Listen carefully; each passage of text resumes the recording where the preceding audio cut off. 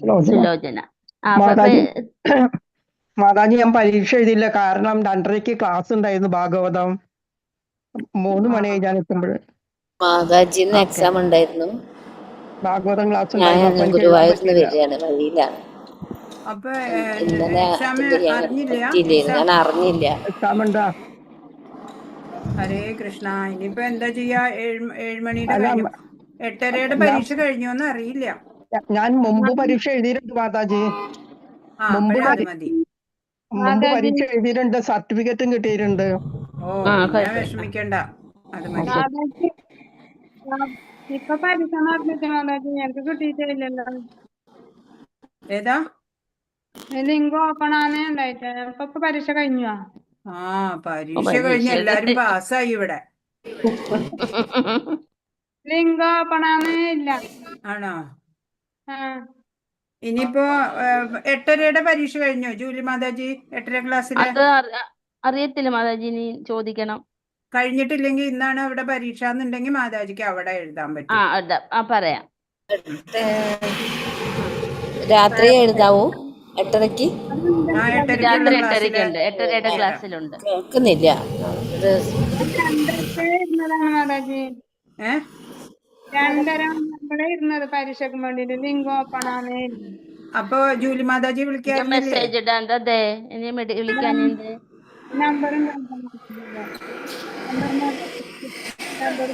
ഹരേ കൃഷ്ണ.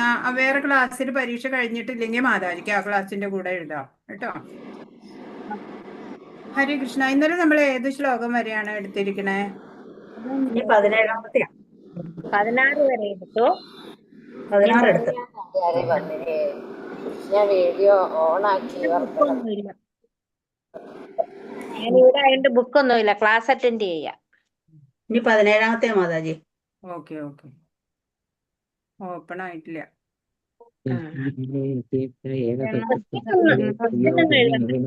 എല്ലാം വീട്ടിൽ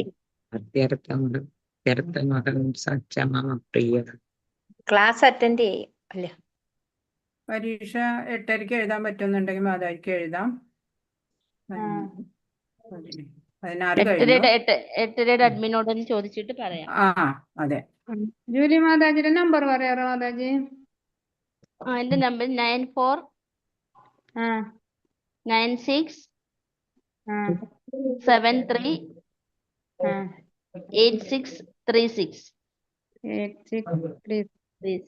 അതെ. ഹരേ കൃഷ്ണ. ഇപ്പൊ ഭഗവാനെ അറിഞ്ഞ് ആ പരമാനന്ദത്തില് മുഴുകിയിരിക്കുക അല്ലേ ഒരു ഭക്തൻ ചെയ്യണത്. ഇപ്പൊ ഭഗവാനല്ലാതെ ആരെയും ആവശ്യമില്ല. അങ്ങനെയുള്ള ആ ഒരു പരമാനന്ദത്തിലിരിക്കണ യോഗിക്ക് അല്ലേ. അങ്ങനെയുള്ള ഭക്തനെ ഭഗവാനും വേണം അല്ലേ. ഭക്തനും ഭഗവാനും ഒന്നാവണു അല്ലെ. മഹാത്മാക്കളാണ് അവരൊക്കെ. അപ്പൊ നമ്മള് 4 കൂട്ടര് ഭഗവാനെ ആശ്രയിക്കുന്നവരുണ്ട് എന്ന് പറഞ്ഞു. 4 കൂട്ടരോ ഭഗവാനെ ആശ്രയിക്കാൻ തോന്നില്ല. അവർക്ക് ആസുരി സ്വഭാവം ഉള്ളവരാണ്. അവർക്ക് തോന്നില്ല. അപ്പോ വിജ്ഞാന സഹിതമായിട്ടുള്ള ആ ഭക്തിയുത സേവനം, അതിനെ പറ്റിയിട്ടാണ് നമ്മളിപ്പോ പഠിച്ചുകൊണ്ടിരിക്കണേ അല്ലെ.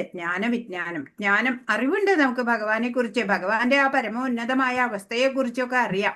അത് അനുഭവവേദ്യമാവണം. അതല്ലേ വിജ്ഞാന യോഗം. ആ ജ്ഞാനം വിജ്ഞാനമായിട്ട് മാറണം. അതിനാ ഭഗവാൻ നമ്മുടെ ചുറ്റുമുള്ള കാര്യങ്ങള്, ഇപ്പൊ വെള്ളത്തിന്റെ രുചി, സൂര്യചന്ദ്രന്മാരുടെ പ്രകാശം എല്ലാം ഭഗവാനാണ് എന്നറിയാം അല്ലെ. തേജസ്സുകളുടെ തേജസ് അല്ലെ. മിടുക്കനായിട്ട് പെർഫോം ചെയ്യുന്ന ഒരു കുട്ടിയുടെ ഉള്ളില് അതും ദൈവികത തന്നെയാണ് അല്ലെ. അങ്ങനെ ഓരോന്നും കാണുമ്പോഴും നമുക്ക് ഭഗവാനെ അറിയാൻ സാധിക്കണം, അനുഭവിക്കാൻ നമുക്ക് സാധിക്കണം എന്ന് ഭഗവാൻ പറഞ്ഞു തന്നു. 17-ാമത്തെ ശ്ലോകം. തേഷാം ജ്ഞാനി നിത്യയുക്ത ഏകഭക്തിർവിശിഷ്യതേ പ്രിയോ ഹി ജ്ഞാനിനോത്യർത്ഥമഹം സ ച മമ പ്രിയ. ഹേ ഭരതകുലശ്രേഷ്ഠ,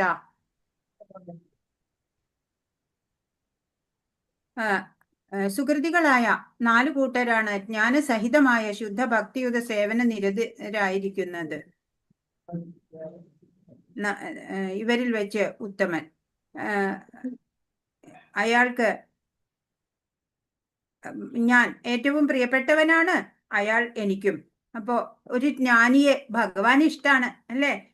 ഭഗവാനെ ആ ഭക്തനും വളരെ ഇഷ്ടമായിരിക്കും അല്ലേ. ആ ഭഗവാന്റെ ആ പരമ പ്രേമ ഭക്തിയില് ഭഗവത് സേവന നിരതനായിട്ട് പരമാനന്ദം അനുഭവിക്കുന്ന ആ ഒരു ജ്ഞാനിയായ ആളുണ്ടല്ലോ ഭക്തൻ, ആ ഭക്തനാണ് ഏറ്റവും ഉത്തമനായിട്ടുള്ളത്, ഏറ്റവും പ്രിയപ്പെട്ടവൻ. ഭഗവാന് പ്രിയപ്പെട്ടവനാവണം നമ്മള് അല്ലേ. അല്ലാതെ നമ്മൾ പറയല്ല നമ്മൾ ഭക്തനാണെന്ന് അല്ലേ, ഭഗവാൻ അംഗീകരിക്കണം. അപ്പൊ നമ്മൾ എന്ത് വേണം? Work in such a way that Krishna will see you അല്ലെ. നമ്മുടെ സേവനം ഭഗവാൻ മനസ്സിലാക്കണം. അതുപോലെ വേണം നമ്മൾ സേവനം ചെയ്യാൻ ഭഗവാനായിക്കൊണ്ട്. നമ്മുടെ എല്ലാ ഇന്ദ്രിയങ്ങളും അംബരീഷ് മഹാരാജാവിനെ പോലെ അല്ലെ, എല്ലാ ഇന്ദ്രിയങ്ങളും ഉപയോഗിച്ച് നമ്മുടെ എല്ലാ ദ്രവ്യവും അറിവും എല്ലാം ഭഗവത് ആരാധനയ്ക്കായിട്ട് ഭഗവത് സേവനത്തിനായിട്ട് നമ്മൾ ഉപയോഗിക്കണം. അങ്ങനെ നമ്മൾ ജ്ഞാനി, അങ്ങനെയുള്ള ആളെ ഭഗവാന് ഏറ്റവും ഇഷ്ടമാണ് എന്നാണ് പറയണത് ഇവിടെ. ഭഗവാനാണ് ആ ഭക്തനും ഏറ്റവും പ്രിയപ്പെട്ടത്, മറ്റൊന്നും അയാൾക്ക് ആവശ്യമില്ല. അപ്പൊ സുഹൃതരായ 4 കൂട്ടരിൽ ഉത്തമൻ ആരാണ് എന്നാണ് ചോദിക്കണത്. ആരാ ഉത്തമൻ? ദുഃഖിതരാണോ? ദുഃഖിതരെ പറഞ്ഞാല് നമുക്ക് എന്തെങ്കിലും വിഷമം വരുമ്പോ ഭഗവാനെ എൻ്റെ ആ വിഷമം ഒന്ന് മാറ്റി തരണേ എന്ന് പറഞ്ഞ് ഭഗവാനെ ആശ്രയിക്കൂ അല്ലെ. ധനകാംക്ഷികളോ മകളുടെ വിവാഹമാണ്, വീട് വെക്കണം, അങ്ങനെ പല ആവശ്യങ്ങള്, ഭഗവാനെ എൻ്റെ ആഗ്രഹം ഒന്ന് നടത്തി തരണേ. ഇപ്പൊ ധനകാംക്ഷികള്. പിന്നെ ജിജ്ഞാസു എന്ന് പറയണവര് കുറച്ച് ഭഗവാനെ കുറിച്ചൊക്കെ അറിയണം എന്ന് ആഗ്രഹിച്ചിട്ട് നമ്മളെ പോലുള്ളവര് അല്ലെ, ഭഗവത്ഗീത ഒന്ന് പഠിക്കാം, അതിൽ ഭഗവാനെ കുറിച്ച് എന്താ പറയണേ നോക്കട്ടെ, അങ്ങനെ ജിജ്ഞാസുക്കളായിട്ട് ഭഗവാനെ അറിയാൻ വരുന്നവര്. പിന്നെ ജ്ഞാനി, ഭഗവാനെ കുറിച്ചൊക്കെ അറിയാം അല്ലെ, കൂടുതൽ ഭഗവാനിലേക്ക് ചേരാൻ ഉള്ള പരിശ്രമം നടത്തുന്ന ആൾക്കാര്. അതില് ഉത്തമൻ ആരാണ്? ജ്ഞാനി തന്നെയാണെന്നാ പറയണേ ഉത്തമനായിട്ടുള്ളത്. ഹരേ കൃഷ്ണ. പരമസത്യത്തെ കുറിച്ച് അറിവുള്ളവനും ഭൗതികമായ ആശകളിൽ നിന്നും വിമുഖത നേടിയവനും ആണ് ജ്ഞാനി. ഭക്തിയുത സേവന നിരതനാണ്, ഭഗവാൻ അയാൾക്ക് പ്രിയപ്പെട്ടവനാണ്, ഭഗവാനെ അയാൾക്കും അല്ലെ, അങ്ങനെ ഉള്ള ആള് ജ്ഞാനി. പരമപുരുഷനായ ഭഗവാന്റെ കുറിച്ച് ശുദ്ധമായ അറിവ് നേടിയ ഒരാളെ ഭൗതിക കൽമഷങ്ങൾ ബാധിക്കില്ല. ഭഗവാനെ കുറിച്ച് പരിപൂർണ ജ്ഞാനം സിദ്ധിച്ച് അല്ലെ സേവന നിരതനായിട്ടുള്ള ഭക്തൻ, ആ ഭക്തനെ പിന്നെ ഭൗതികമായിട്ടുള്ള കൽമഷങ്ങളൊന്നും ബാധിക്കില്ല. അങ്ങനെയുള്ള ആളാണ് ജ്ഞാനി. ഈ ലോകത്തോട് ഇഷ്ടമുള്ളവരെ അങ്ങനെ ജീവിക്കാൻ വിടുക അല്ലെ. ഈ ഭൗതികതയോട് ഇഷ്ടമുള്ളവരാണെന്നുണ്ടെങ്കിൽ അങ്ങനെ പോട്ടെ, ഭഗവാൻ മതി, വേറൊന്നും വേണ്ട എന്നുള്ളവർക്കോ അവർക്ക് ഭഗവാൻ പ്രിയമാണ് അല്ലെ. തിരിച്ചും ഇപ്പൊ ഭഗവാൻ പല അത്ഭുതങ്ങളും അവർക്ക് പ്രകടമാക്കി കൊടുക്കും അവരുടെ ജീവിതത്തില് അല്ലെ, ഭഗവാൻ ഇഷ്ടപ്പെട്ട ഭക്തനാവുമ്പോഴ്. അപ്പോ ജ്ഞാനിയെ ഇഷ്ടമാണ് ഭഗവാന് എന്ന് ഒരിക്കൽ കൂടി പറയാണ് 18ാമത്തെ ശ്ലോകം. ഉദാരാ സർവേ വൈതേ ജ്ഞാനി ത്വാത്മൈവ മേ മതം ആസ്ഥിത സഹി യുക്താത്മാ മാമേവാനുത്തമാം ഗതി. ഈ ഭക്തന്മാരെല്ലാം മഹാത്മാക്കൾ തന്നെ എന്നതിന് സംശയമില്ല. എന്നാൽ ആരാണോ എൻ്റെ തത്വത്തെ ഗ്രഹിക്കുന്നത് അയാളെ എന്നിൽ നിന്ന് അന്യനായി ഞാൻ കരുതുന്നില്ല. അയാൾ എൻ്റെ ദിവ്യ സേവനത്തിൽ ഏർപ്പെട്ടിരിക്കുകയാൽ സർവ ഉന്നതവും പരിപൂർണവുമായ ആത്യന്തിക ലക്ഷ്യത്തിൽ നിശ്ചയമായും എത്തിച്ചേരും. ഇപ്പൊ ഭഗവാൻ പറയാണ്, ഇപ്പൊ എല്ലാ ഭക്തരും 4 കൂട്ടരെ പറഞ്ഞു അല്ലെ, ആർത്തൻ, ദുഃഖിതൻ, ജിജ്ഞാസു, ജ്ഞാനി, 4 സുകൃതികള്. എല്ലാവരും ഭഗവാന് ഇഷ്ടം തന്നെയാ. അപ്പോ ഈ മഹാത്മാക്കൾ തന്നെയാണ്. എന്നാൽ ആരാണോ തത്വത്തിനെ ഗ്രഹിക്കാൻ അല്ലെ, ആ സത്യം എന്നുള്ള ഒരേ ഒരു സത്യമായിട്ടുള്ള ആ നിരപേക്ഷ തത്വത്തിനെ ഗ്രഹിക്കുന്നത് ആരാണോ അയാളെ ഭഗവാൻ സ്വന്തം തുല്യനായിട്ട് തന്നെയാണ് കരുതുന്നത്. അയാൾ എൻ്റെ ദിവ്യ സേവനത്തിൽ ഏർപ്പെട്ടിരിക്കുകയാൽ അല്ലെ, പരിപൂർണ ജ്ഞാനം ഭഗവാനെ കുറിച്ച് സിദ്ധിച്ചാൽ പിന്നെ ആ വ്യക്തി എന്തേ ചെയ്യുള്ളൂ?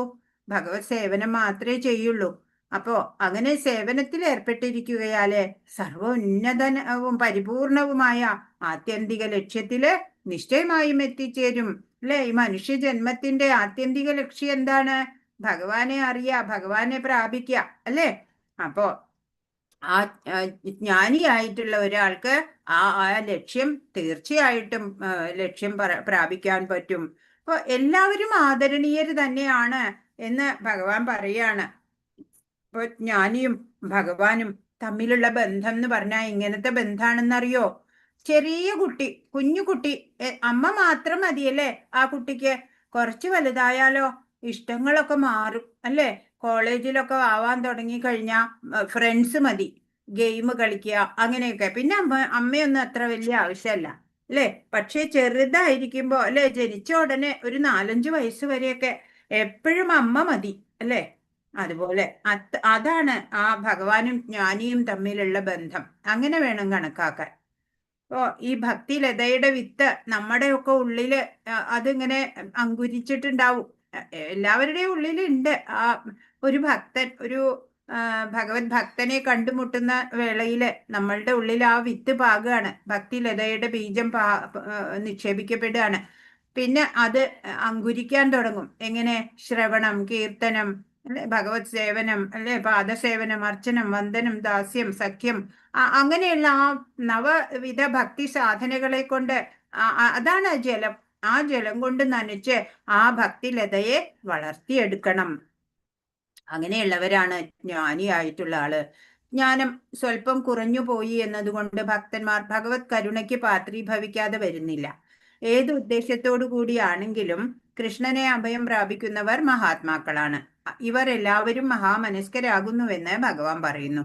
അപ്പൊ ഏതിപ്പോ പർപ്പസിന് ഒരു ആഗ്രഹ പൂർത്തിക്കാണെന്നുണ്ടെങ്കിലും ഭഗവാനെ ആശ്രയിക്കുന്ന കൂട്ടര് എല്ലാവരും മഹാത്മാക്കൾ തന്നെയാണ്. അവരെയൊക്കെയും ഭഗവാന് ഇഷ്ടമാണ്. എല്ലാം ഭക്തര് തന്നെയാണ്. ഓരോരോ സ്വന്തം ആവശ്യങ്ങൾക്ക് വേണ്ടിയിട്ട് ഭഗവാനെ സമീപിക്കണു എന്നുള്ളൂ. എന്നാലും അവരും മോശക്കാരൊന്നുമല്ല, സുഹൃതികൾ തന്നെയാണ്. പൂർണ്ണജ്ഞാനമുള്ള ഭക്തനാണ് ഭഗവാൻ ഏറ്റവും പ്രിയപ്പെട്ടവൻ. ഏറ്റവും പ്രിയപ്പെട്ടവനാവണില്ല. ഏറ്റവും പ്രിയപ്പെട്ടവൻ ആരെയാവുള്ളൂ? ജ്ഞാനി അല്ലെ? പൂർണ്ണമായിട്ട് ഭഗവാനെ അറിഞ്ഞ് ഭഗവത് സേവന നിരതനാവുന്ന ആളെ തന്നെയാ. ഭഗവാന് പാർഷ്യാലിറ്റി ഇല്ല എന്ന് പറയും. പക്ഷേ ആ ഉത്തമ ഭക്തന്റെ അടുത്ത് ഒരു സോഫ്റ്റ് കോർണർ ഒക്കെ ഉണ്ട് ഭഗവാന് അല്ലെ? എന്തുകൊണ്ടെന്നാൽ പ്രേമഭക്തിപൂർവം ഭഗവാനെ നേടുക മാത്രമാണ് അയാളുടെ ലക്ഷ്യം. അങ്ങനെയുള്ള ഭക്തന് ഭഗവത് സേവനമോ സമ്പർക്കമോ കൂടാതെ ഒരു നിമിഷം പോലും ജീവിക്കാനാവില്ല അല്ലെ? അങ്ങനെയുള്ള ഭക്തന് എന്താ? എപ്പോഴും ഭഗവത് സേവനം ചെയ്യണം. അങ്ങനെ അല്ലാണ്ട് ഒരു നിമിഷം ഇരിക്കാൻ അദ്ദേഹത്തിന് സാധിക്കില്ല അല്ലെ? വായു ഇല്ലാണ്ട് നമുക്ക് ജീവിക്കാൻ പറ്റാത്ത പോലെയാണ്. ഒരു നിമിഷ നേരത്തേക്ക് പോലും ഭഗവാനെ വിസ്മരിക്കാൻ ആ ആൾക്ക് പറ്റില്ല. കൃഷ്ണനും തന്റെ ഭക്തനോട് അതിയായ സ്നേഹമുള്ളതിനാൽ ഒരിക്കലും വേർപെട്ടു പോകാൻ കഴിയില്ല. അങ്ങനെയുള്ള ആ ഭക്തനെ ഭഗവാനും അതെ വിട്ടുകളയാൻ പറ്റില്ല എന്നാ പറയണേ.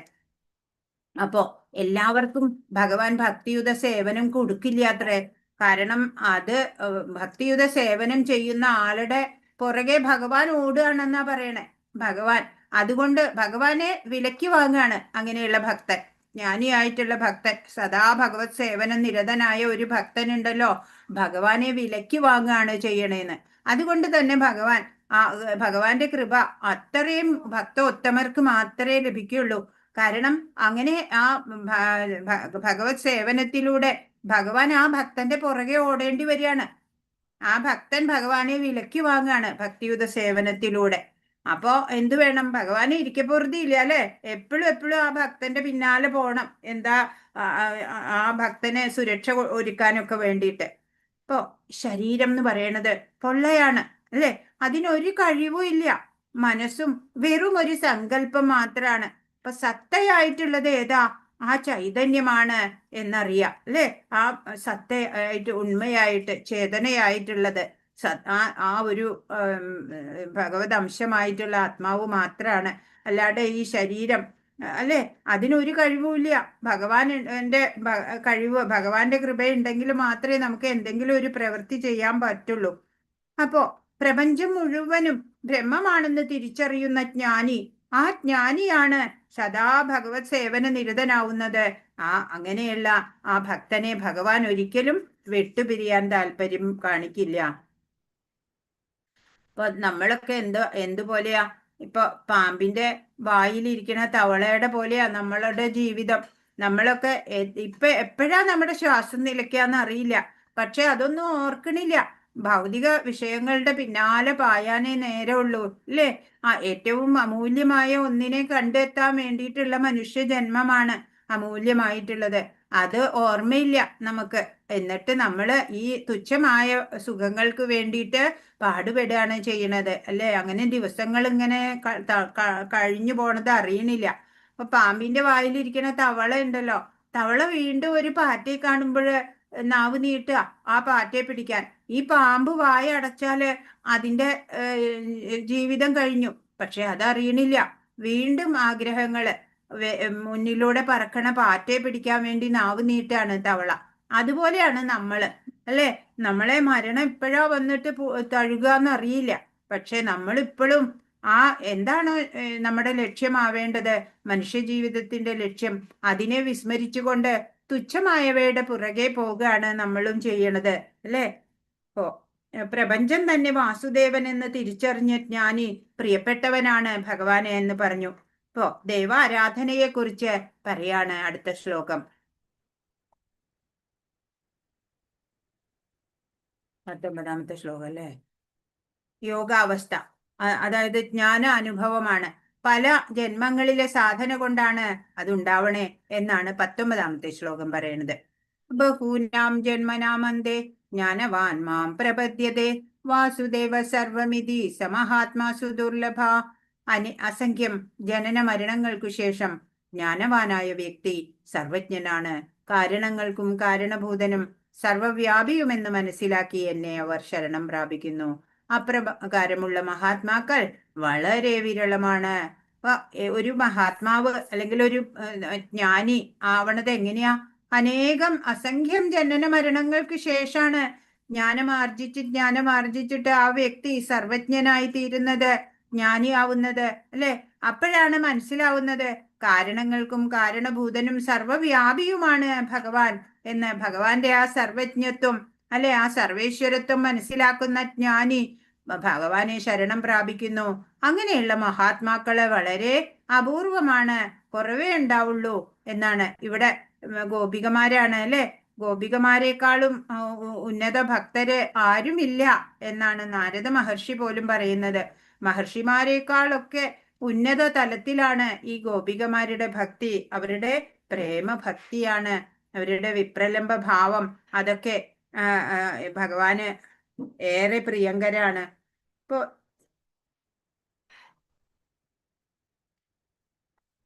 അപ്പൊ ജ്ഞാനി എങ്ങനെയാണ്? എല്ലാം ഭഗവാനാണ് എന്നാണ് അല്ലെ ജ്ഞാനി കാണുന്നത്. ഇനി 5ാമത്തെ വിഭാഗത്തിൽ 20 മുതൽ 25 വരെയുള്ള ശ്ലോകങ്ങള്. ജ്ഞാനമില്ലാത്ത മറ്റുള്ളവര് ദേവന്മാരിൽ ശരണം പ്രാപിക്കും. അവ്യക്തിഗതവാദികളെ കുറിച്ചാണ് ഇനി പറയുന്നത് 20ാമത്തെ ശ്ലോകം. അപ്പൊ പ്രപഞ്ചം തന്നെ വാസുദേവൻ എന്ന തിരിച്ചറിഞ്ഞ ജ്ഞാനി പ്രിയപ്പെട്ടവനാണ് എന്ന് പറഞ്ഞു.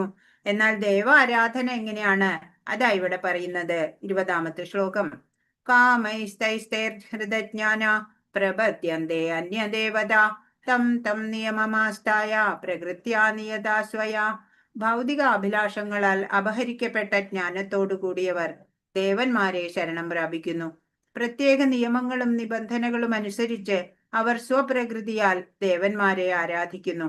പറയാണ് ഈ ഭൗതിക ഇച്ഛകള് അല്ലെ, വിഷയങ്ങളുടെ പിന്നാലെ പോകുന്ന ആ അഭിലാഷങ്ങള് പൂർത്തീകരിക്കാൻ വേണ്ടി നെട്ടോട്ട് ഓടുന്നവരെ അല്ലെ, ആ അഭിലാഷങ്ങളാല് അവരുടെ ജ്ഞാനമൊക്കെ അപഹരിക്കപ്പെട്ടു അല്ലെ, ജ്ഞാനമൊക്കെ മൂടിപ്പോയി.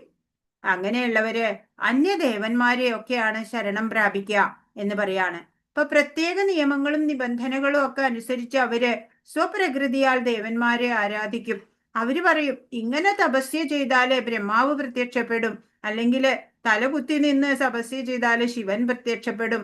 അങ്ങനെയൊക്കെ അവര് സ്വയം ഓരോ നിബന്ധനകൾ ഉണ്ടാക്കും. എന്നിട്ട് അത് പ്രകാരം അവര് തപസ്യ ചെയ്ത് വരങ്ങളൊക്കെ നേടാൻ ശ്രമിക്കുകയാണ് ചെയ്യുക. ഹൃദജ്ഞാന എന്ന് പറഞ്ഞാൽ ജ്ഞാനം നശിച്ചവര്, ആധ്യാത്മിക ബോധം നഷ്ടപ്പെട്ട ബുദ്ധിഹീനന്മാർ ഭൗതിക വാഞ്ചകളുടെ ക്ഷണിക സാഫല്യത്തിനു വേണ്ടി ദേവന്മാരെ ആശ്രയിക്കുന്നു. അവര് വരങ്ങളൊക്കെ കൊടുക്കും അല്ലെ, അവര് സന്തോഷിച്ചാല് വരങ്ങളൊക്കെ കൊടുക്കും. പക്ഷെ ആ ലഭിക്കുന്നത് ഈ നമ്മൾക്ക് നന്മയ്ക്കുള്ളതാവണമെന്നില്ല. ഭഗവാൻ എന്താണ് തരുന്നത് അത് നമ്മൾക്കുള്ള ദ ബെസ്റ്റ് ആയിരിക്കും. അപ്പോ അതാ ഇവിടെ പറയണത്. ഏകലേ ഈശ്വര കൃഷ്ണ ഭൃത്യ ചൈതന്യ ചരിതാമൃതത്തില് ഭഗവാൻ കൃഷ്ണനാണ് സർവേശ്വരൻ, മറ്റുള്ളവരെല്ലാം ഭൃത്യന്മാരാണ്. ഒരു ശുദ്ധ ഭക്തൻ തന്റെ അഭിലാഷ പൂർത്തിക്ക് വേണ്ടി ഒരിക്കലും ദേവന്മാരെ സമീപിക്കാറില്ല, ഭഗവാനെ മാത്രം ശരണം പ്രാപിക്കുന്നു. ഇപ്പോ ഒരു കൃഷ്ണഭക്തൻ അല്ലെ, ഒരു ശുദ്ധ ഭക്തൻ എന്താ ചെയ്യാ? അഭിലാഷ പൂർത്തിക്കായിട്ട് അന്യ ദേവന്മാരുടെ അടുത്ത് ഒന്നും പോവില്ല, ഭഗവാൻ കൃഷ്ണനെ മാത്രം ശരണം പ്രാപിക്കും. അദ്ദേഹം എന്താണോ നൽകണത് അതുകൊണ്ട് മാത്രം തൃപ്തി അടയുന്നു. നമ്മൾക്ക് അർഹതയുള്ളതാണ് അല്ലെ ഭഗവാൻ തരുന്നത്. ഭഗവാൻ തരുന്നത് നമ്മളുടെ നന്മയ്ക്ക് വേണ്ടിയിട്ടുള്ളത് മാത്രമായിരിക്കും. അന്യ ദേവതകൾ അങ്ങനെ ആവണമെന്നില്ല, തരുന്നത് തുച്ഛ ക്ഷണിക ആയിരിക്കും, അത് നമ്മുടെ നന്മയ്ക്ക് വേണ്ടി ആവണമെന്നില്ല. അപ്പൊ ശുദ്ധ ഭക്തൻ ഒരിക്കലും ദേവന്മാരെ സമീപിക്കില്ല, ഭഗവാനെ മാത്രമാണ് ശരണം പ്രാപിക്കുക എന്ന് പറയാണ്. പരമാത്മാവ് തന്നെയാണ് ഇതെല്ലാം ചെയ്യിക്കുന്നതും. അതാ ഇവിടെ പറയണേ, യോ യാം യാം തനും ഭക്ത ശ്രദ്ധയാർച്ചിതുമിച്ഛതി തസ്യാജലം ശ്രദ്ധാം താമേവ വിദധാമ്യഹം. ഞാൻ പരമാത്മരൂപേണ സർവഹൃദയങ്ങളിലും കുടികൊള്ളുന്നു. ഏതു ദേവതയെ ആരാധിക്കാൻ ആഗ്രഹിക്കുന്നുവോ ആ പ്രത്യേക മൂർത്തിയിൽ മുഴുവൻ ശ്രദ്ധയും കേന്ദ്രീകരിക്കത്തക്ക വിധം ഒരാളുടെ വിശ്വാസം ഉറപ്പിക്കുന്നത് ഞാനാണ്. ഭഗവാൻ എന്താ ചെയ്യണേ? പരമാത്മരൂപേണ എല്ലാ ജീവികളുടെയും ഹൃദയങ്ങളിൽ കുടികൊള്ളുന്നുണ്ട്. ഇനിയിപ്പോ അങ്ങനെയുള്ള ഒരു വ്യക്തി ഏതെങ്കിലും ദേവതമാരെ ആരാധിക്കാൻ ആഗ്രഹിക്കുകയാണെന്ന് വെച്ചാല് ആ പ്രത്യേക മൂർത്തിയിൽ മുഴുവൻ ശ്രദ്ധയും കേന്ദ്രീകരിക്കത്തക്ക വിധം അയാളുടെ വിശ്വാസം ഉറപ്പിക്കുന്നതും ഭഗവാൻ കൃഷ്ണൻ തന്നെയാണ് എന്ന് പറയാണ്. ഇപ്പോ ഈ ജീവാത്മാക്കളും ദേവന്മാരും ഭഗവത് ഇച്ഛയ്ക്ക് വിധേയരാണ്. തന്മൂലം ജീവാത്മാവിനെ സ്വേച്ഛാനുസൃതം ഒരു ദേവനെ ആരാധിക്കാൻ ആഗ്രഹിക്കുന്നുവോ ആ പ്രത്യേക മൂർത്തിയിൽ ആ ദേവന് തന്നിഷ്ടപ്രകാരം അനുഗ്രഹങ്ങൾ നൽകാനോ കഴിവില്ല. ഭഗവത് ഇച്ഛ അനുസരിച്ചല്ലാതെ ഒരു പുൽക്കൊടി പോലും അനങ്ങുകയില്ലെന്ന് പറയപ്പെടുന്നു. എല്ലാം ഭഗവാന്റെ അംശം തന്നെയാണ് അല്ലെ. ദേവി ദേവതാ സങ്കല്പങ്ങളും എല്ലാം തന്നെ ഭഗവാന്റെ അംശമായിട്ടുള്ളത് തന്നെയാണ്. അപ്പോ നമ്മൾ വിചാരിക്കുക, നമ്മൾ എന്താ കരുതേണ്ടത്? നമ്മുടെ കർമ്മ ഫലത്തിനനുസരിച്ച ഫലങ്ങളാണ് അല്ലെ നമുക്ക് ലഭിക്കുന്നത് എന്ന് നമ്മൾ അറിയാം. കഷ്ടപ്പാടിലും ഭഗവാൻ കൂടെ ഉണ്ടായാൽ മാത്രം മതി എന്നാണ് ഒരു ഭക്തൻ കരുതുക അല്ലെ. എത്ര കഷ്ടപ്പാട് വേണമെങ്കിലും സഹിക്കാം, പക്ഷേ ഭഗവാൻ കൂടെ ഉണ്ടായാൽ മതി. കുന്തി മഹാറാണി അങ്ങനെയാ പ്രാർത്ഥിച്ചത് അല്ലെ. എത്ര കഷ്ടം വേണമെങ്കിലും തന്നോളൂ, പക്ഷെ അപ്പോഴൊക്കെയും കൃഷ്ണൻ എൻ്റെ കൂടെ, ഞങ്ങളുടെ കൂടെ ഉണ്ടായാൽ മതി എന്ന് മാത്രമാണ് പ്രാർത്ഥിക്കുക. ഒരു ഭക്തൻ അങ്ങനെയാണ്. 22 സതയാ ശ്രദ്ധയാ യുക്ത തസ്യ ആരാധനമീഹതേ ലഭതേ ച തതകാമാൻ മയൈവ വിഹിതാൻ ഹിതാൻ. അങ്ങനെ വിശ്വാസമുറച്ച് ഒരു ദേവനെ ആരാധിക്കാൻ മുതിരുന്ന വ്യക്തിക്ക് താൻ ഇച്ഛിക്കുന്നത് കൈവരും. വാസ്തവത്തിൽ ഈ അഭീഷ്ടം നിറവേറ്റുന്നത് ഞാൻ തന്നെ. അന്യദേവതമാരെയൊക്കെ അല്ലെ വിശ്വാസമുറച്ച് ഒരു ദേവനെ ആരാധിക്കാൻ മുതിരുന്ന വ്യക്തിക്ക് താൻ ഇച്ഛിക്കുന്നത് കൈവരും. വാസ്തവത്തില് ഈ അഭീഷ്ടം നിറവേറ്റി കൊടുക്കുന്നതും ആരാ? ഭഗവാൻ തന്നെയാണ്, കൃഷ്ണൻ തന്നെയാണ് അല്ലെ. അന്യദേവതമാരെ ആരാധിച്ചിട്ട് അവരിൽ നിന്ന് പല അവരാൽ ദത്തമായിട്ടുള്ളതൊക്കെ സ്വീകരിക്കുക നമ്മള്. പക്ഷെ അവരാൽ നൽകപ്പെടുന്നതും ഭഗവാന്റെ ഇച്ഛ പ്രകാരമുള്ളത് തന്നെയാണ് എന്ന് പറയാണ്. ഹരേ കൃഷ്ണ. അന്തവത്തു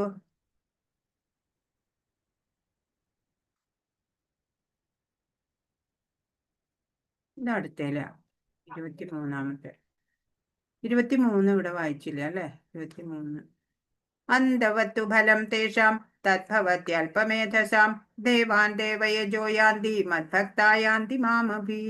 മൂഢന്മാരാണ് ദേവന്മാരെ ആരാധിക്കുന്നത്, അവർക്ക് കിട്ടുന്ന ഫലമാകട്ടെ തുച്ഛവും ക്ഷണികവും അത്രേ. ദേവന്മാരെ പൂജിക്കുന്നവർ ആ ദേവന്മാരുടെ ലോകങ്ങളിലെത്തും.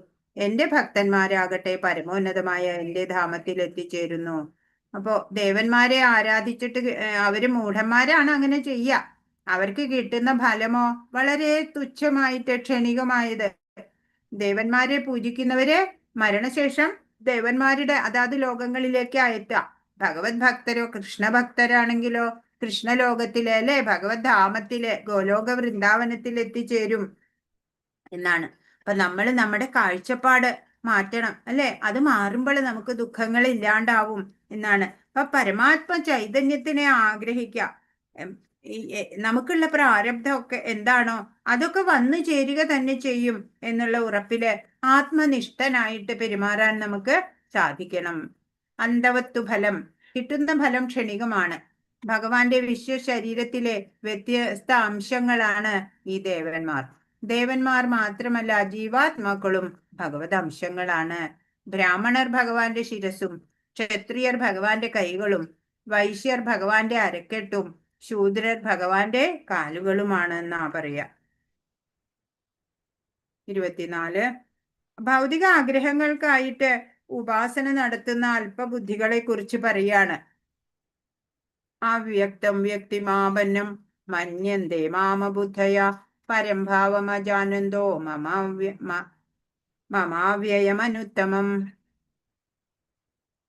പറയാണ്, പരമദിവ്യോത്തമ പുരുഷനായ ഭഗവാൻ കൃഷ്ണൻ ഒരിക്കൽ വ്യക്തിഗതനായിരുന്നുവെന്നും പിന്നീടാണ് അവ്യക്തിഗതനായിരുന്നുവെന്നും പിന്നീടാണ് വ്യക്തിയായതെന്നും എന്നെ മനസ്സിലാക്കാത്ത മന്ദബുദ്ധികൾ കരുതുന്നു. ഭഗവാനെ കുറിച്ച് ശരിക്കും മനസ്സിലാക്കാത്തവരെ എന്താ കരുതുക? ഭഗവാൻ ആദ്യം അവ്യക്തിഗതവാദിയായിരുന്നു, പിന്നീടാണ് ഒരു വ്യക്തിയായത്, കൃഷ്ണനായത് എന്ന് അവർ കരുതും. അക്ഷയവും അത്യുന്നതുമായ ഭഗവാന്റെ ഉത്കൃഷ്ട സ്വഭാവത്തെ പറ്റി അല്പജ്ഞാനികൾക്ക് അറിയില്ല അല്ലെ. ഭഗവാന്റെ ആ പരമോന്നതമായിട്ടുള്ള സ്റ്റാറ്റസ് അത് ഈ അല്പജ്ഞാനികൾക്ക് അറിഞ്ഞുകൂടാ. അതുകൊണ്ടാ അവരങ്ങനെ കരുതണത്. ഭഗവാനെ ആദ്യം അവ്യക്തിഗതനായിട്ടും പിന്നീടാണ് വ്യക്തിയായത് എന്നും മനസ്സിലാക്കുന്നത് അവരുടെ അല്പജ്ഞാനത്താലാണ്. ദേവാരാധകർ അല്പജ്ഞാനികളാണെന്ന് മുമ്പ് പറഞ്ഞു. ഇനി അവ്യക്തിഗതവാദികളെ പറ്റിയും ഇതുപോലെ പറയുന്നു. അബുദ്ധയ, ബുദ്ധിശൂന്യന്മാരാണ്. അവ്യക്തത്തെ ആരാധിക്കുന്നവര് ബുദ്ധിശൂന്യന്മാര് തന്നെയാണ് എന്ന് ഭഗവാൻ പറയാണ്. ഇപ്പൊ വിശിഷ്ടമായ പരമകാരണം ഈ പ്രപഞ്ചത്തിലുണ്ടെങ്കില് എന്തുകൊണ്ട് അത് കാണപ്പെടുന്നില്ല? അതാ ഇവിടെ 25-ാമത്തെ ശ്ലോകം. നാഹം പ്രകാശ സർവസ്യ യോഗമായ സമാവൃത മൂഢോയം നാഭിജാനാതി ലോകോ മാമജമവ്യയം. ബുദ്ധിയില്ലാത്തവർക്കും മൂഢന്മാർക്കും ഞാൻ ഒരിക്കലും പ്രത്യക്ഷനാവില്ല. യോഗമായ എന്ന അന്തരംഗ ശക്തി അവരിൽ നിന്ന് എന്നെ മറച്ചു വെക്കുന്നു. തന്മൂലം അജനും അവ്യയനുമാണ് ഞാനെന്ന് അവർ അറിയുന്നതുമില്ല. പറയാണ്, ഈ ബുദ്ധിയില്ലാത്തവരുണ്ടല്ലോ, ഈ മൂഢന്മാര്, അവരുടെ മുമ്പിൽ ഞാന് ഒരിക്കലും അവർക്ക് ദർശനം ഉണ്ടാവില്ല, എന്നെ കിട്ടില്ല. യോഗമായ എന്നുള്ള അന്തരംഗ ശക്തിയാണ് അവരിൽ നിന്ന് ഭഗവാനെ മറച്ചു വെക്കുന്നത്. അതുകൊണ്ട് അജനും അവ്യയനുമാണ് ഭഗവാൻ എന്ന് അവര് ഒട്ടും അറിയുന്നില്ല. ഭഗവാന്റെ ദർശനം അവർക്ക് ഒരിക്കലും കിട്ടില്ല. മാത്രല്ല ഭഗവാനെ കുറിച്ചുള്ള പരിപൂർണ ജ്ഞാനവും അവർക്ക് കിട്ടില്ല എന്ന് ഭഗവാൻ പറയാണ് അല്ലെ. അപ്പൊ വിശിഷ്ടമായിട്ടുള്ള പരമകാരണം ഈ പ്രപഞ്ചമാകെ നിറഞ്ഞു നിൽക്കുന്നുണ്ട്. പക്ഷെ എവർക്ക് അത് കാണാൻ പറ്റില്ല. ആർക്കത് കാണാൻ പറ്റില്ല? ബുദ്ധിയില്ലാത്തവർക്കും മൂഢന്മാർക്കും അത് കാണാനേ സാധിക്കില്ല എന്നാണ്. അപ്പൊ ഈശോപനിഷത്തിൽ ഒരു ഭക്തന്റെ പ്രാർത്ഥനയുണ്ട്. ഹിരൺമയേന പാത്രേണ സത്യസ്യാഭിഹിതം മുഖം തസ്വം ഭൂഷണഭാവൃണു സത്യധർമായ ദൃഷ്ടയേ. ഇപ്പൊ ഭഗവാനോട് പറയാണ്, ഭഗവാനെ അപേക്ഷിക്കുകയാണ്, അങ്ങാണ് സർവപ്രപഞ്ചത്തിന്റെയും പരിപാലകൻ. അങ്ങയെ ഭക്തിപൂർവം സേവിക്കുന്നതാണ് സർവോത്കൃഷ്ടമായിട്ടുള്ള ധർമ്മം. അതുകൊണ്ട് എന്നെയും രക്ഷിക്കണം എന്ന് അപേക്ഷിക്കുകയാണ്. അവിടുത്തെ അതീന്ദ്രിയ രൂപം ഉണ്ടല്ലോ, അത് യോഗമായയാലെ മൂടപ്പെട്ടിരിക്കുകയാണ്.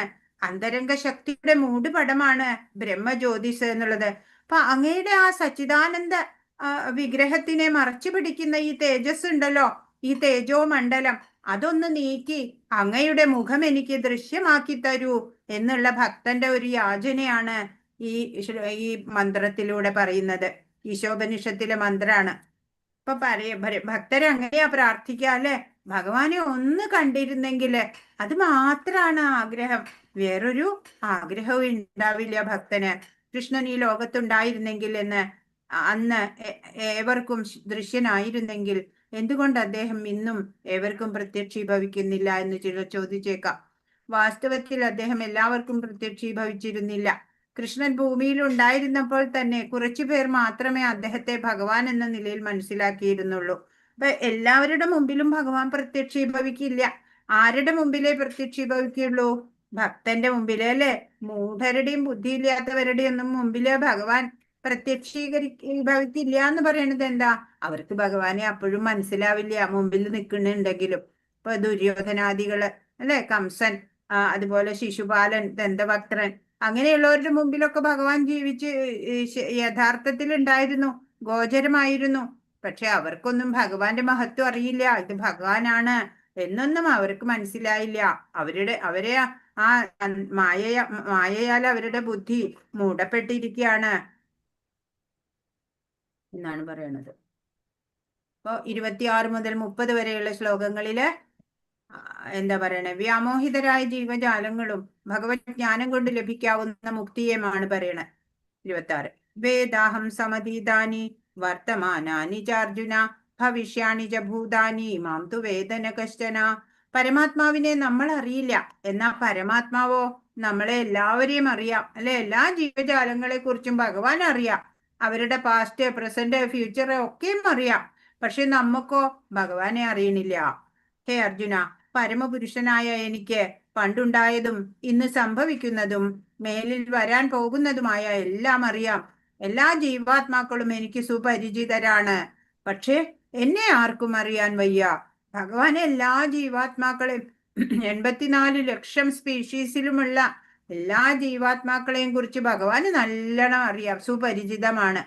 പക്ഷെ ഭഗവാനെയോ ആർക്കും അറിയണില്ല. പാവം ഭഗവാൻ, അല്ലേ? ഭൗതിക ലോകത്തിൽ സൂര്യനെയും ഗ്രഹനക്ഷത്രാദികളെയും ഒപ്പം തന്നെ മേഘങ്ങളെയും നമുക്ക് കാണാം. ആകാശത്തിൽ വെച്ച് ചിലപ്പോൾ ഈ തേജോ ഗോളങ്ങളെ മേഘങ്ങൾ മറയ്ക്കാറുണ്ട്. പക്ഷെ നമ്മുടെ പരിമിത ദൃഷ്ടികള് മാത്രമേ ഇവ മറയുന്നുള്ളൂ. വാസ്തവത്തിൽ സൂര്യനും ചന്ദ്രനും നക്ഷത്രങ്ങളും മറയ്ക്കപ്പെട്ടിട്ടില്ല. മേഘങ്ങളാല് മറയ്ക്കപ്പെടുമ്പോ നമ്മൾ അതില്ല എന്ന് കരുതാൻ പറ്റുമോ? ഇല്ല, നമ്മുടെ കണ്ണുകൊണ്ട് കാണണില്ല എന്നേ അറിയുള്ളൂ. അതേപോലെ മായയ്ക്ക് പരമപുരുഷനെ മറയ്ക്കാൻ കഴിയില്ല. തന്റെ അന്തരംഗ ശക്തിയാൽ അല്പബുദ്ധികൾക്ക് അദ്ദേഹം അവ്യക്തനാവുന്നു എന്ന് മാത്രം. അപ്പൊ ഭഗവാൻ എപ്പോഴും ഉണ്ടല്ലേ? ഭഗവാനെ മായയ്ക്കൊന്നും മറയ്ക്കാൻ പറ്റില്ല. പക്ഷെ അല്പബുദ്ധികളായവർക്ക് ആ ഭഗവാൻ അവ്യക്തനായിട്ട് തന്നെ നിൽക്കും, വ്യക്തമാവില്ല അവരുടെ മുമ്പിൽ ഉണ്ടെങ്കിലും. ഹരേ കൃഷ്ണ. ഇപ്പൊ ദേവതകൾ നൽകുന്ന വിഭവങ്ങൾ ശാശ്വതമല്ല. ഭഗവാൻ ഇപ്പൊ ഒരു കമ്പനിയുടെ CEO ആണെങ്കിൽ കീഴിൽ പല പല ഡിപ്പാർട്ട്മെന്റ് ഉണ്ടാവും. അതുപോലെയാണ്, അല്ലെ, അന്യ ദേവതമാര് എന്ന് പറയുന്നത്. ഫൈനാൻസ് ഉണ്ടാവും, HR ഉണ്ടാവും, ടെക്നിക്കൽ, അങ്ങനെ പല ഡിപ്പാർട്ട്മെന്റ്.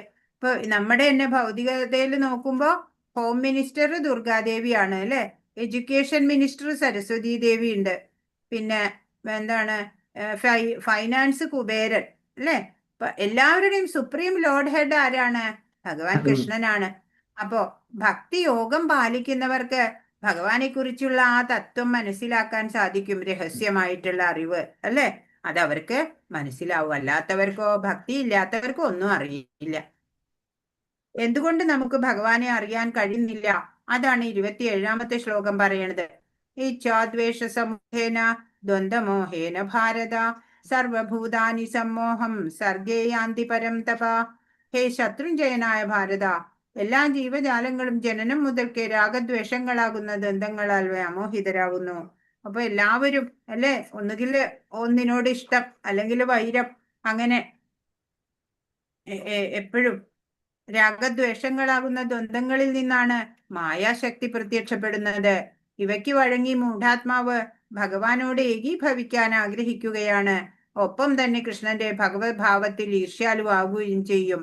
ഭഗവാൻ കൃഷ്ണൻ തന്റെ അന്തരംഗ ശക്തികളിലൂടെയാണ് പ്രത്യക്ഷീഭവിക്കുന്നതെന്ന് രാഗദ്വേഷങ്ങളാൽ വ്യാമോഹിതരായ ശുദ്ധഭക്തർക്ക്, വ്യാമോഹിതരല്ലാത്ത, അല്ലെ, അല്ലാത്തവർക്ക് അറിയാൻ പറ്റും. ശുദ്ധഭക്തർക്ക് അറിയാൻ പറ്റും. ഭഗവാൻ പ്രത്യക്ഷീഭവിക്കുന്നത് ഭഗവാന്റെ അന്തരംഗ ശക്തികളിലൂടെയാണ്, അല്ലെ? അല്ലാതെ രാഗദ്വേഷങ്ങളാലെ വ്യാമോഹിതരായിട്ടല്ല. അപ്പൊ അങ്ങനെ അല്ലാത്തവർക്ക് ഭഗവാനെ അറിയാൻ പറ്റും, അല്ലെ? അപ്പൊ രാഗദ്വേഷങ്ങളാകുന്ന ദന്തങ്ങളിൽ നിന്ന് മായാശക്തി ഉണ്ടാവും. അങ്ങനെ മായയുടെ അടിമപ്പെട്ടവർക്ക് ഭഗവാനെ അറിയാൻ സാധിക്കില്ല. എന്താണ് ഭക്തി? സാ തസ്മിൻ സാധു അസ്മിൻ പരമപ്രേമരൂപ. നാരദര് ഭക്തി സൂത്രത്തിൽ പറഞ്ഞതാണ് പരമാത്മാവില്, അതായത് ഭഗവാനിലുള്ള ആ പരമമായിട്ടുള്ള പ്രേമം, അത് തന്നെയാണ് ഭക്തി.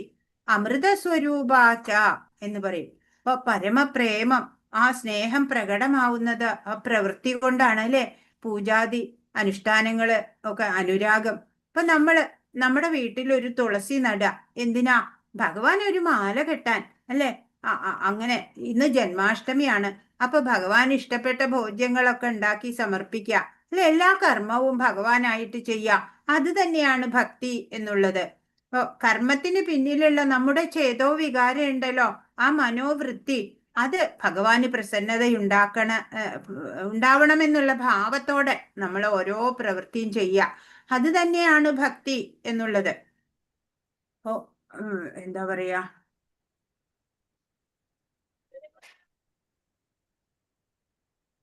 തച്ചിന്തനം, അല്ലെ? ഭഗവാനെ കുറിച്ച് ചിന്തിക്കുക. തത് കഥനം, ഭഗവാനെ കുറിച്ച് കഥിക്കുക. തത് പ്രബോധനം, ഭഗവാനെ കുറിച്ച്, അല്ലെ? ബോധവാനാവുക. ശാണ്ഡില്യ മുനി പറയാണ്, ആത്മരതി അവിരോധേന ഭഗവത് ധ്യാനം. ഇപ്പൊ സ്വസ്വരൂപാനുസന്ധാനം, അതിനെയാണ് ഭക്തി എന്ന് മുനിമാരൊക്കെ പറയാ. ശരീരം, വാക്ക്, അത് ഒക്കെ കഥാദിഷു ഇതി ഗർഗ എന്നാ പറയാ. ഭഗവത് കുലഗുരു ആയിട്ടുള്ള ആ ഗർഗ മുനി പറയാണ്, നമ്മുടെ ശരീരം കൊണ്ടും വാക്കുകൊണ്ടും പ്രവൃത്തി കൊണ്ടും എല്ലാം ഭഗവാന്റെ, അല്ലെ? അത് ഭഗവാനെ സന്തോഷവാനാക്കുവോ എന്ന് ചിന്തിച്ചിട്ട് നമ്മള് ഓരോന്നും ചെയ്യാം. 28ാമത്തെ, സമ്മോഹത്തിൽ നിന്ന് എങ്ങനെ മാറി നിൽക്കാം എന്ന് പറഞ്ഞു തരികയാണ് 28ാമത്തെ ശ്ലോകം. യേഷാം ദ്വന്ദ്ഗതം പാപം ജനാനാം പുണ്യകർമ്മണാം തേ ദ്വന്ദ്മോഹ നിർമുക്ത ഭജന്തേ മാം ദൃഢവ്രത. അപ്പൊ കർമ്മയോഗമാണ് വേണ്ടത്, നമുക്കറിയാം, അല്ലെ? രാഗദ്വേഷങ്ങളൊക്കെ ഇല്ലാണ്ടാവണം. പൂർവജന്മങ്ങളിലും ഈ ജന്മത്തിലും പുണ്യകർമ്മങ്ങൾ ചെയ്തിട്ടുള്ളവർ അവരുടെ പാപഫലങ്ങൾ നിർമാർജനം ചെയ്ത് ദ്വന്ദ്വ്യാമോഹങ്ങളിൽ നിന്ന് വിമുക്തരാവുന്നു. അങ്ങനെ അവർ ദൃഢനിശ്ചയത്തോടെ എന്റെ സേവനത്തിൽ മുഴുകും. ഇപ്പൊ മുമ്പത്തെ ജന്മങ്ങളിലായാലും ഈ ജന്മത്തിലും പുണ്യകർമ്മങ്ങൾ ചെയ്തു വരണവര് എല്ലാ പാപങ്ങളെയും നിർമാർജനം ചെയ്യും, അല്ലെ? ദ്വന്ദ്ങ്ങളിൽ നിന്നൊക്കെ വിമുക്തരാവും. അങ്ങനെ അവര് ദൃഢനിശ്ചയത്തോടെ ഭഗവത് സേവനത്തിൽ മുഴുകും. ഇവിടെ നോക്കൂ, ഇസ്കോൺ ഡിവോട്ടീസ് ഒക്കെ എത്ര സന്തോഷത്തിലാ, അല്ലെ? പരമാനന്ദത്തോടെയാണ് അവര് നൃത്തം ചെയ്യണത്.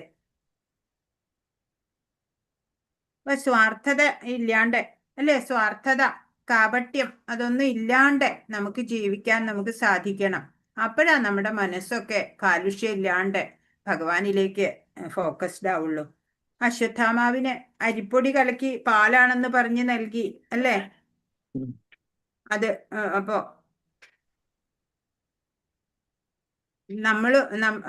അങ്ങനെ നമ്മള് ഭഗവാനെ അറിയണില്ല.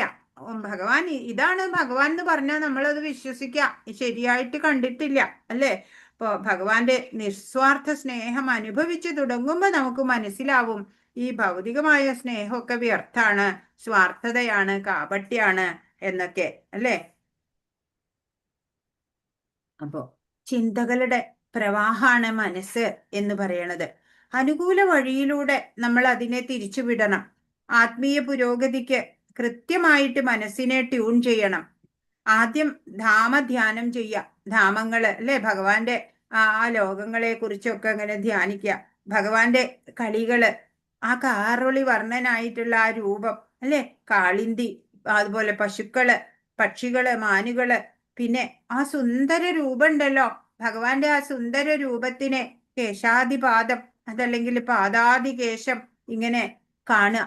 ഏകാഗ്രത കൊണ്ട് കണ്ണുകൊണ്ട് ഇങ്ങനെ കാണാൻ നമുക്ക് സാധിക്കണം.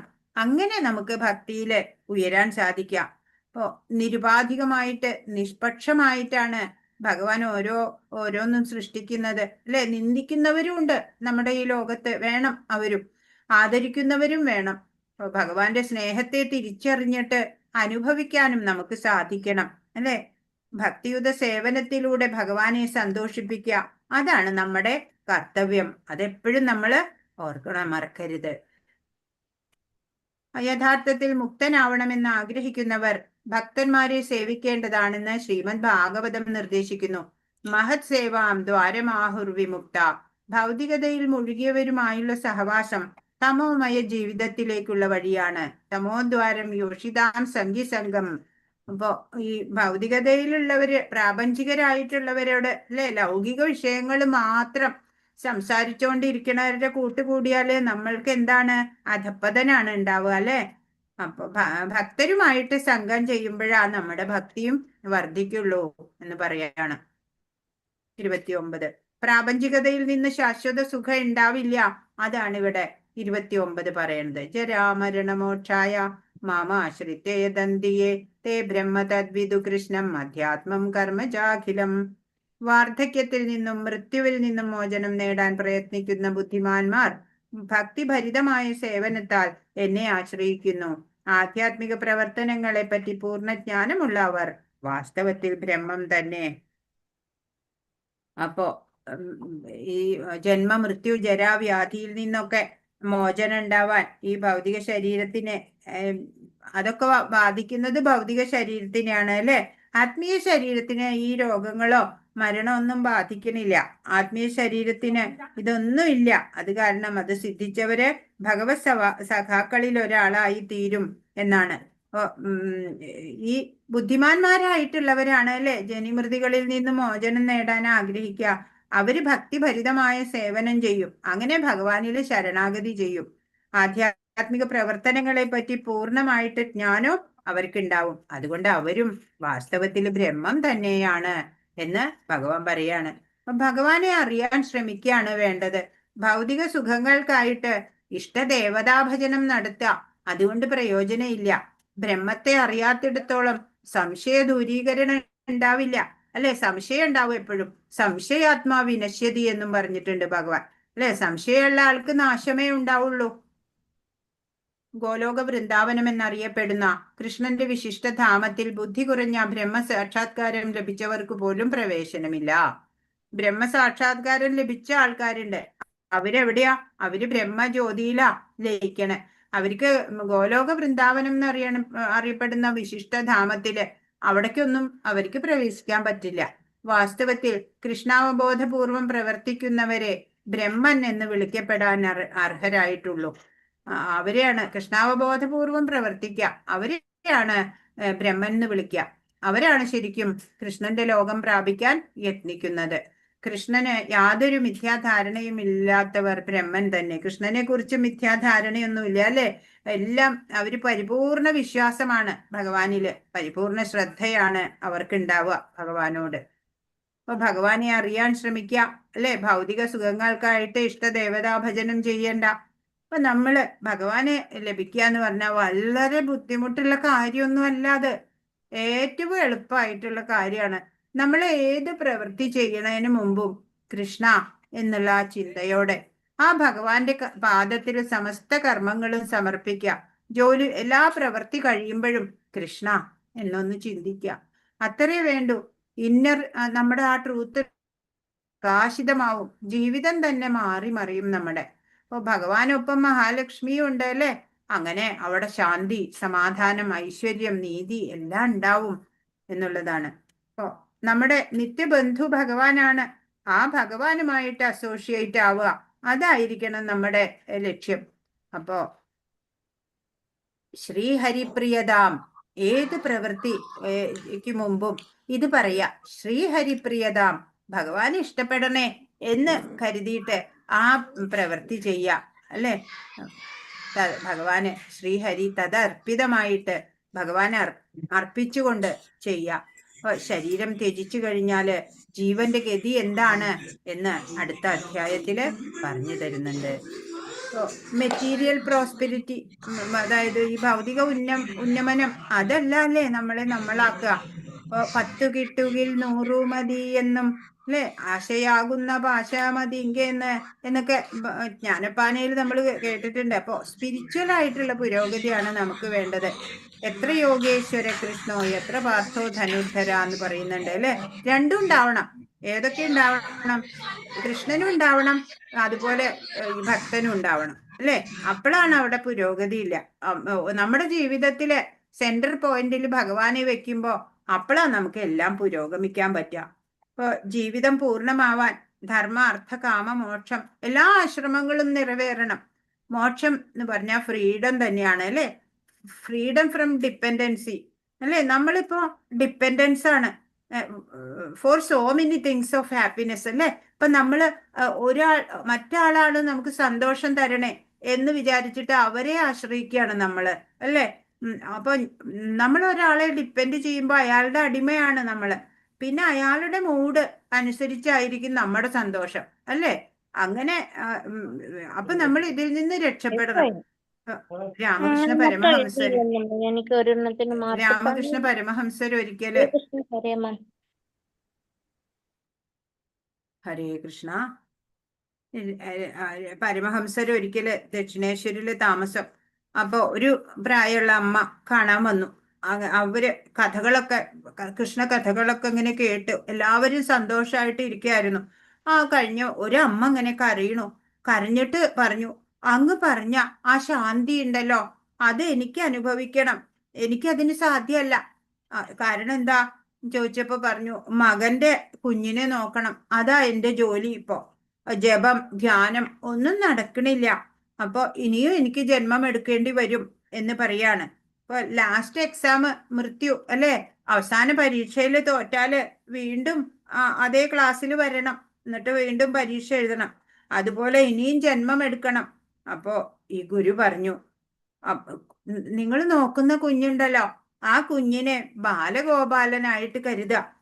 അങ്ങനെ നമ്മുടെ ആ അറ്റൻഷൻ ഒന്ന് ഷിഫ്റ്റ് ആക്കുക, അത്രേ ചെയ്യേണ്ടത്. എന്നിട്ട് ആ കുട്ടിയുടെ കൂടെ കളിക്കുക. അപ്പൊ അങ്ങനെ അത് പറഞ്ഞു കൊടുത്തപ്പോ കുറച്ചു കാലം കഴിഞ്ഞപ്പോ വീണ്ടും ആ അമ്മയെ ഗുരു കാണാനിടയാവുക. പോയി നമസ്കരിച്ചു. എന്താ ശിഷ്യര് ചോദിച്ചപ്പോ പറയാണ്, ഷീസ് എ റിയലൈസ്ഡ് മാസ്റ്റർ ആയി കഴിഞ്ഞു. ആന്തരികമായിട്ട് പരിപൂർണമായിട്ട് ആ ഭഗവാനെ അറിയാൻ സാധിച്ചു. ഭഗവാനെ ആശ്രയിച്ചിട്ട് അല്ലെ, ഭഗവാനിലെ സന്തോഷം കണ്ടെത്താൻ ശ്രമിക്കണം. അതാണ് ശാശ്വതമായിട്ടുള്ള സന്തോഷം. അല്ലാതെ നമ്മുടെ ചുറ്റുമുള്ള ആൾക്കാർ നമ്മൾക്ക് സന്തോഷം തരുന്നു വെച്ച് അവരുടെ ഡിപ്പെൻഡന്റ് ആയി നടന്നാല് ഒരു പ്രയോജനവും ഇല്ല. അവരുടെ മൂഡ് എപ്പോഴാ മാറുക അതൊന്നും അറിയില്ല നമുക്ക് അല്ലേ? ഹരേ കൃഷ്ണ ഹരേ കൃഷ്ണ. കൃഷ്ണ സോറി, 30ാമത്തെ ശ്ലോകം വായിച്ചില്ല, സോറി. സാധിഭൂതാദിദൈവം മാം സാധിയജ്ഞം ചയേ വിദു പ്രയാണകാലേ ബിജമാം തേ വിദുർയുക്തചേതസ. എന്നെ അറിയുകയും എപ്പോഴും എന്നെ കുറിച്ചുള്ള ബോധം പുലർത്തുകയും ചെയ്യുന്നവർ ഭൗതിക പ്രപഞ്ചങ്ങളുടെയും ദേവന്മാരുടെയും സർവയജ്ഞങ്ങളുടെയും നിയന്താവായ ഭഗവാനാണ് ഞാൻ എന്നറിയുന്നവർ മരണസമയത്ത് പോലും എന്നെ സ്മരിക്കും. അപ്പൊ ഭഗവാൻ പറയാണ്, ഭഗവാനെ അറിയാം, എപ്പോഴും ഭഗവാനെ കുറിച്ച് തന്നെ ബോധം അല്ലെ, കൃഷ്ണാവബോധം പുലർത്തുക. അങ്ങനെ ചെയ്യുന്നവര് ഈ ഭൗതിക പ്രപഞ്ചത്തിന്റെയും ദേവന്മാരുടെയും സർവയജ്ഞങ്ങളുടെയും നിയന്താവാണ് ഭഗവാൻ എന്നറിയുന്നവര് മരണസമയത്ത് പോലും ഭഗവാനെ സ്മരിക്കും എന്ന് പറയാണ്. അപ്പോ ഭഗവാനെ കുറിച്ച് പരിപൂർണ ജ്ഞാനം ഉണ്ടാവണം അല്ലെ? ഭഗവാന് വേണ്ടി മാത്രം മനസ്സെപ്പോഴും എവിടെയാ?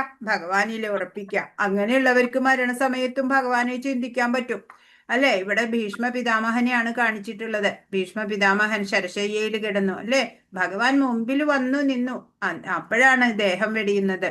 ഹരേ കൃഷ്ണ. ഈ അധ്യായത്തിൽ പല വിഷയങ്ങളും ഉൾപ്പെട്ടിട്ടുണ്ട്. ക്ലേശങ്ങളിൽപ്പെട്ട മനുഷ്യൻ, ജിജ്ഞാസു, ഭൗതിക സൗകര്യങ്ങൾ തേടുന്നവൻ, ബ്രഹ്മജ്ഞാനം, പരമാത്മജ്ഞാനം, ജനന മരണ രോഗാദികളിൽ നിന്നുള്ള മോചനം, ഭഗവത് ആരാധന എന്നിങ്ങനെ പലതും. കൃഷ്ണാവബോധം ശരിക്കു വളർന്നിട്ടുള്ള ഒരാൾ ഈ വ്യത്യസ്തമായ പ്രക്രിയകളെ കാര്യമായി എടുക്കാറില്ല. അയാൾ കൃഷ്ണാവബോധ കർമ്മങ്ങളിൽ ഏർപ്പെട്ടുകൊണ്ടിരിക്കും. അങ്ങനെ കൃഷ്ണന്റെ നിത്യദാസൻ എന്ന സ്വാഭാവിക അവസ്ഥ പ്രാപിക്കുകയും ചെയ്യും. അപ്പോൾ ഭഗവാനില് ഭക്തി വളർത്താം, അതാണ് നമ്മൾക്ക് വേണ്ടത്, അതാണ് നമ്മളെ പരിപൂർണതയിൽ എത്തിക്കണത് എന്നാണ് ഈ 7ാമത്തെ അധ്യായം നമുക്ക് പറഞ്ഞു തരുന്നത്. ഹരേ കൃഷ്ണ കൃഷ്ണ കൃഷ്ണ ഹരേ ഹരേ, ഹരേ രാമ രാമ രാമ ഹരേ ഹരേ. വാഞ്ചാകൽപതരുഭ്യശ്ച കൃപാ സിന്ധുഭ്യേവ ച പതിതാനാം പാവനേഭ്യോ വൈഷ്ണവേഭ്യോ നമോ നമഃ.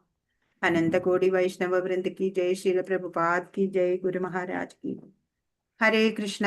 ഇന്ന് പറഞ്ഞതിൽ എന്തെങ്കിലും സംശയം ഉണ്ടെങ്കിൽ ചോദിച്ചോളൂ. ഹരേ കൃഷ്ണ.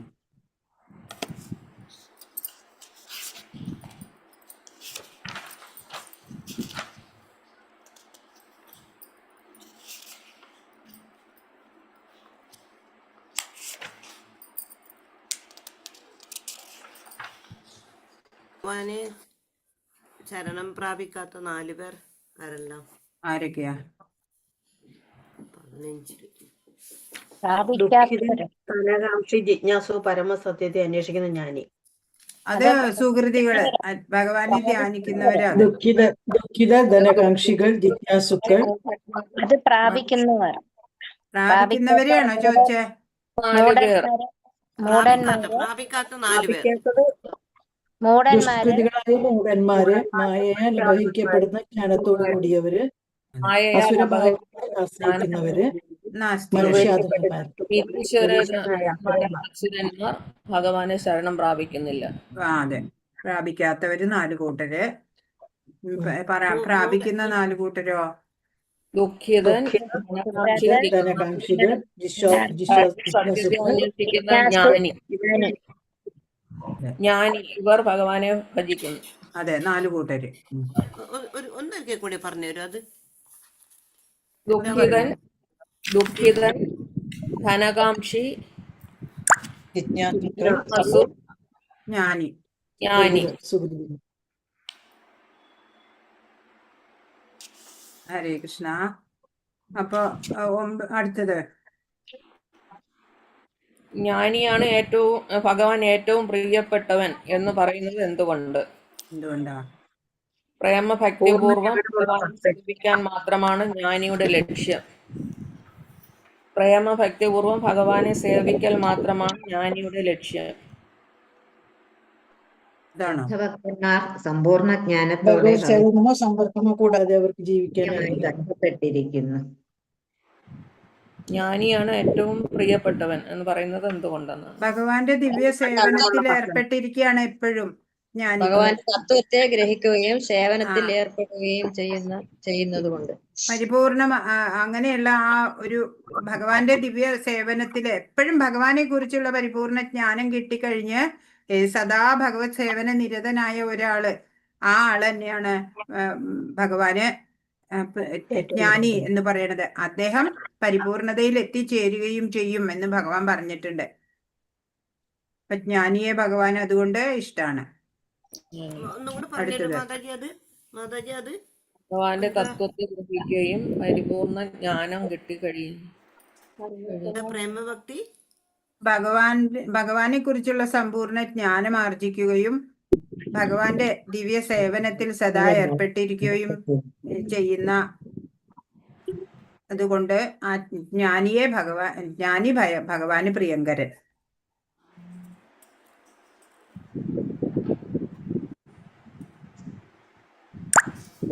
അടുത്തത് മക്കൾ ഭഗവാന്റെ വിശ്വശരീരത്തിലെ അംഗമാകും അംശമാകും.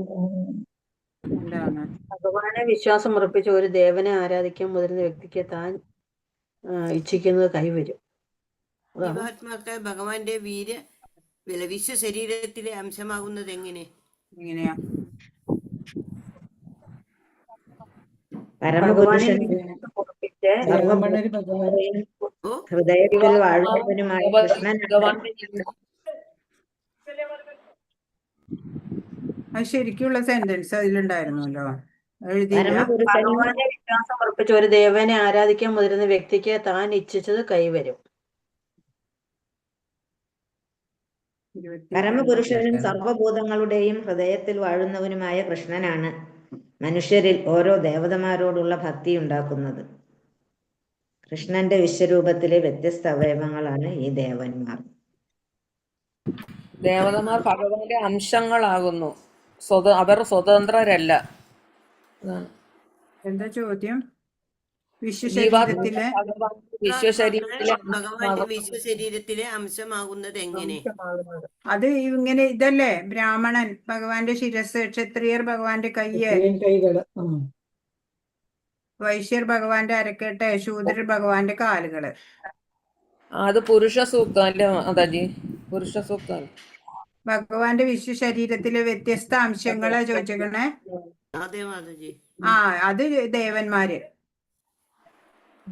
അംശമാകുന്നത് എങ്ങനെയെന്നാ?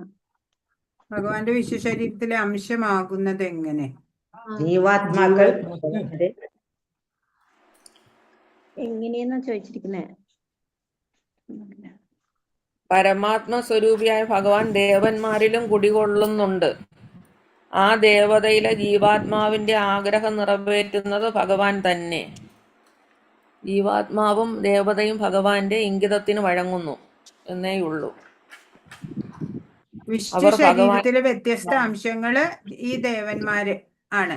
ഈ ദേവന്മാരും ജീവാത്മാക്കളും എല്ലാം ഭഗവത് അംശങ്ങൾ തന്നെയാണ്.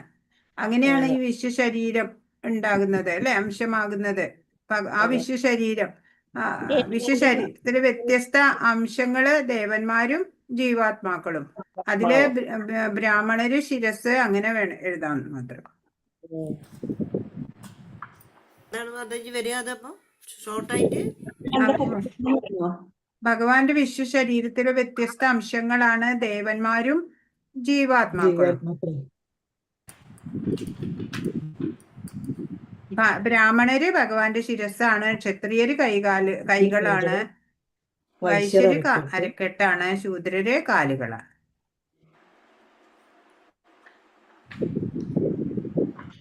ഇനി അടുത്തത് അബുദ്ധയ എന്നാൽ എന്താണ്? എന്താ? ബുദ്ധിശൂന്യന്മാർ. ബുദ്ധിശൂന്യന്മാര്, മൂഢാത്മാക്കള് അല്ലെ, ഭഗവാനെ ബുദ്ധിശൂന്യന്മാര്. ഭഗവത് സ്വരൂപം അവർക്ക് ഗ്രാഹ്യമല്ല. അതെ. സത്യം അവ്യക്തപരമാണ്. ഈ അധ്യായത്തിൽ എന്തൊക്കെയാ ഉൾപ്പെട്ടിട്ടുള്ളത്? ക്ലേശങ്ങളിൽ പെട്ട മനുഷ്യൻ, ജിജ്ഞാസു, ഭൗതിക സൗകര്യങ്ങൾ നേടുന്നവൻ, ബ്രഹ്മജ്ഞാനം, പരമാത്മജ്ഞാനം, ജന്മമരണ രോഗാദികളിൽ നിന്നുള്ള മോചനം, ഭഗവത് ആരാധന എന്നിങ്ങനെ പല വിഷയങ്ങൾ.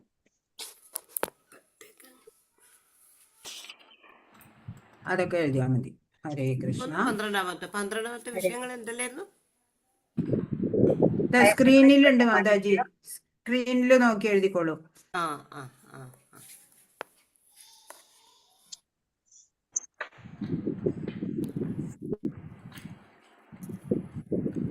മാതാജി, എനിക്ക് ഈ പരീക്ഷ എഴുതാൻ പറ്റും അങ്ങനെ പറ്റുമോ?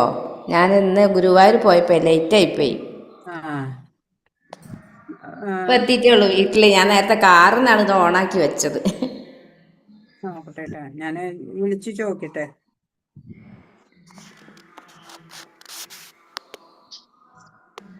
അതെങ്ങനെ ഇന്നലെ നടത്തിയതാ എക്സാം? അല്ലല്ലോ, ഇപ്പൊ തന്നെ. ഇപ്പൊ പരീക്ഷ എഴുതി പാസ്സായിട്ടല്ലേ ഇരിക്കണ എല്ലാവരും. എനിക്കത് മിസ്സായിപ്പോയി. അത് എനിക്ക് എങ്ങനെയാ മറ്റേ ക്ലാസ്സിൽ ചെയ്യാൻ പറ്റുമോ? നോക്കട്ടെ.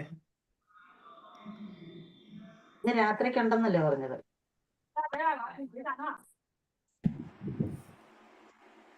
ഇന്ന് 3 മണിക്ക് തന്നെയല്ലേ മാതാജി തുടങ്ങിയത്? 2:45 തുടങ്ങിയത്. മെസ്സേജ് ഇട്ടിട്ടുണ്ടായിരുന്നല്ലോ മാതാജി. ഞാൻ എവിടെ ഇല്ലായിരുന്നു, ഗുരുവായൂർ പോയതായിരുന്നു. അപ്പൊ നോക്കാൻ കഴിഞ്ഞില്ല. മൊബൈൽ അങ്ങോട്ട് കൊണ്ടുപോകാൻ പറ്റൂലല്ലോ, വണ്ടിയിലായിരുന്നു. ഇന്നലെയും തിരക്കായി. രാവിലെ എണീറ്റ് നമ്മുടെ ക്ലാസ്സിന്റെ മെസ്സേജ് ഒക്കെ ഒന്ന് നോക്കണം. രാവിലെ ഇന്നലെയും തിരക്കായി പോയിട്ടാ, മറ്റു ഞാൻ കാണാറുണ്ട്. ക്ലാസ്സിൽ പറഞ്ഞായിരുന്നല്ലോ പരീക്ഷ ഉണ്ടെന്ന്. 15 മിനിറ്റ്. അന്നേരത്തെ ക്ലാസ് അറ്റൻഡ് ചെയ്തില്ല. ഞാനിപ്പോ ഇന്നലെ ലീവായി പോയി. 15 മിനിറ്റ് ആണ് എക്സാം. ഇന്നലെയാ പറഞ്ഞേ. ഇന്ന് 15 മിനിറ്റേ ഉള്ളായിരുന്നു എക്സാം.